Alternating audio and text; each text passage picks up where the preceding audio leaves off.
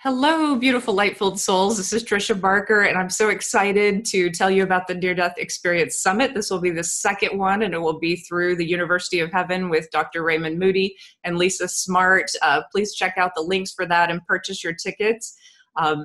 Dr. Eben Alexander and Karen Newell will be giving a speech at this summit, and I'm so excited to share that with you. My first question to you, and I just want for people to jump in and talk about this, is one thing you learned during your near-death experience, Eben, was you saw the hardships that people went through as part of their soul journey. And a lot of people contact me, and I'm sure they contact both of you, about hardships that they're going through in life and how to get through these moments. Do you have any advice for people who are struggling with something on their journey? Well, I think the main thing that became very clear to me after my coma journey, and especially in the months coming back and trying to make sense of it all as my mind kind of came back online, is that the hardships, illness, injury, things like that, the challenges in life are actually gifts. That's how our souls grow. We are here to grow together, to teach and learn. And if all you ever do is win the lottery and sit there drinking champagne on your yacht, you lost. You know, we're here to grow and to really be there for each other and to live these lives with a heartfelt presence. And that involves dealing with those hardships, recovering that love of the divine for self and love of, others, all of it, the gratitude for every breath. It all comes into play in this kind of acknowledgement that we're here to learn and grow and improve. And that involves dealing with the stuff that is dealt. In fact, I believe that given the evidence for reincarnation and all, that we actually plan much of this. Our higher soul puts those stepping stones out there in the form of apparent hardships and difficulties to show us a pathway towards growth, learning, and becoming more of who we came here to be. And there seems to be more beauty too. The tough things that I've gone through, I've looked back as some of these people in my life, they became the people who made me an artist, a better writer, a better teacher. Like these moments were like jewels within my soul. And you wouldn't think of those tough moments as that, but they became a way to love more.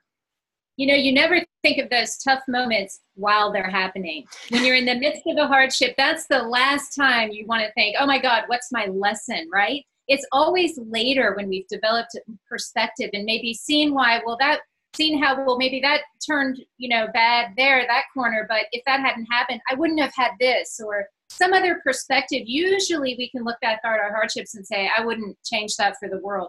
I even know a guy who's in a wheelchair. He's been in a wheelchair for something like 40 years, but during his injury that put him in the wheelchair, he had an amazing near-death experience. And he would never trade that experience from being in that wheelchair. Absolutely amazing statement about the power of that love that we can experience on the other side and right here in our daily lives. Yes. That really touches me because I came so close to being in a wheelchair. I lost feeling in my left leg before I went into surgery. And I believe that it was the angels and working with the angels after my surgery that gave me, that feeling back in my leg. But I think about that and I think, well, there are people who've experienced a near-death experience and are in a wheelchair and still grateful. There's so much variety to the experience of life. And I love what you two are doing with the sacred acoustics and bringing more of this heaven and more of this peace and more of this joy into people's lives. And if you would just tell me just a tiny bit more about that and how people can get a hold of that, I would love it.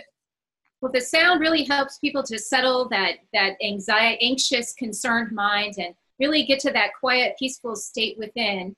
You can go to sacredacoustics.com to learn more, and it then leads to all kinds of discoveries about the emotional part of you and the greater part of you that we're not really usually aware of in our day-to-day existence. And the more you can become aware of that with the help of these sounds, the help of the support of these sounds, the more you really become more of who you truly are. And as you do this, the world around you just seems to work itself out without you having to do too much, as long as you can find that peace within.